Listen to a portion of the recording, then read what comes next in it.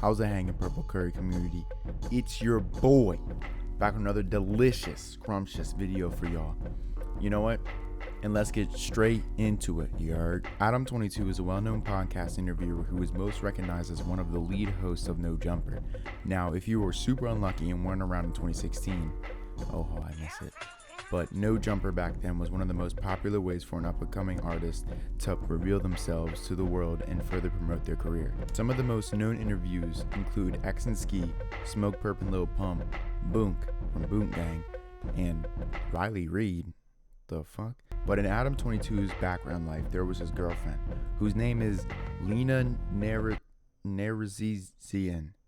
But you know, Gooners know her as Lena the Plug. Now, one of the most popular videos on his channel is titled I Shave My Head, but in the thumbnail is his shaved head with his wife's derriere in the picture, which I assume is the reason why it has over 7.5 million views. Now, this little photo, kind of reveals a lot about how their dynamic between him and his wife kind of worked in a way.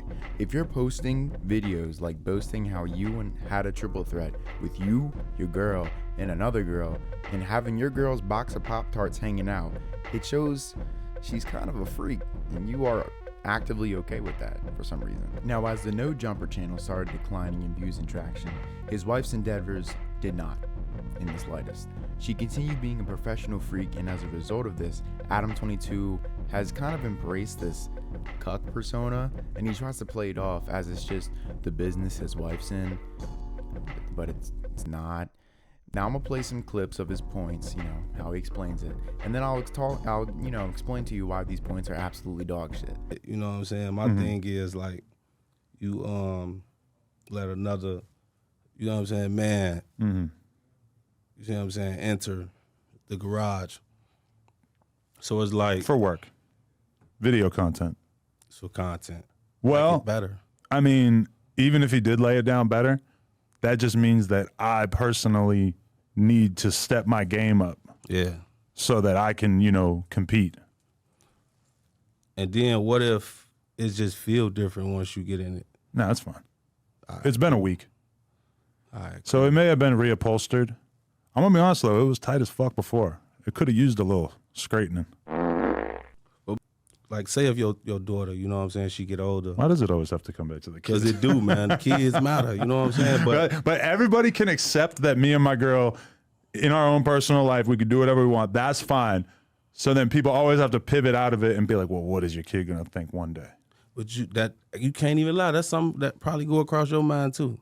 But I don't think this conversation is harder to have than the conversation about like why me and my girl were doing it on the internet with other women in the first place. Okay, say if it was to come down to it and your daughter do get older and see it, and it's like she might have to go to school and deal with people bashing her about it or anything, you know what I'm saying? And then it's like what you did kind of trickled on to her life, you know what I'm saying? But dealing with the fact that they don't like that they do podcasts where they talk about all kinds of nasty shit, and like that's just talking, making extreme explicit jokes and stuff, and they don't like the fact that their kids might one day know about them making these nasty jokes on the podcast and telling these crazy ass stories or whatever.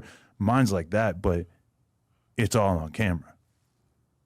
Now, you say it's more weird for people to celebrate your impact on the new era of hip-hop artists and praise you in front of your kid than it is to have people hate you and expose you for being a sneaker vessel.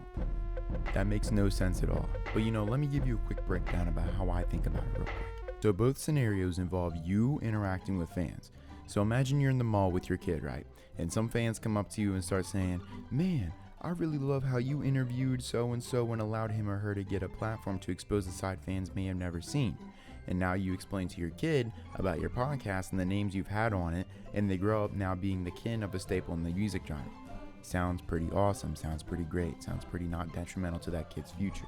And now the other scenario where Adam22 likes more for some reason is that you were in the mall, same mall, in some gooners, because let's face it, nobody else knows your wife for that except for gooners, come up to you and start harassing you about how you let other men do the ride the pony emote on your girl while she's doing the worm. And you have to compete like she's the fucking Lombardi trophy for your own wife. And instead of a banger legacy, You are now known as a cuck and have to explain to your kid why you and your wife and hundreds of men have parked their Oscar Mayer mobile in her garage on the internet for tens of millions of people to see, and then your kid grows up possibly having to deal with that stain you left on the internet. Yeah, that's definitely the one I want. Hell yeah, man, that's great, man. At the end of the day, you can't deny how you were a goat and now you're just a black sheep in media nowadays. You can't publicly allow other men to get jiggy with your girl and know about it and have that in your mind constantly and say you're not a cuck. It's literally contradictory. Yeah, you know what I mean. But you know what? That's gonna wrap it up today for the video. You know, hope you enjoyed, you know what I'm saying? Hope you enjoyed it. We still on this grind, like Adam22's wife on my fly mock jeans. And yeah, peace, love,